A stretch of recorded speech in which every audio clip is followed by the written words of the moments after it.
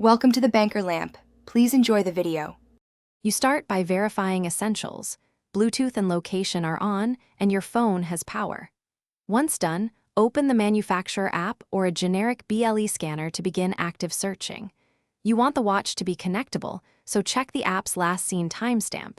That tells you a starting area. Move toward where the watch was last connected while watching signal updates.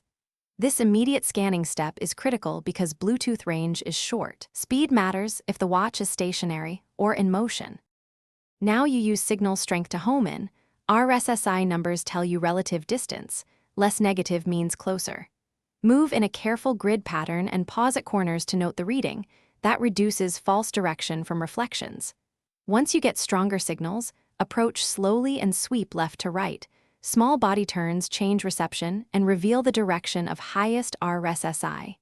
If possible, compare readings from a second device or app to confirm a consistent direction before narrowing your search. As you close in, trigger any audible alert from the watch via the app and listen carefully. Sounds can be muffled but unmistakable when you're nearby. Once you recover the watch, reconnect and enable lost mode so it stays discoverable and secure. Note battery percentage and reset notifications if needed. If you never get a signal, reboot your phone and the app, then rescan the last seen area slowly. Battery dead or watch turned off is the main failure, so check likely hiding spots manually as a final step. Thanks for watching. If this was helpful, leave a like and consider subscribing. See you next time.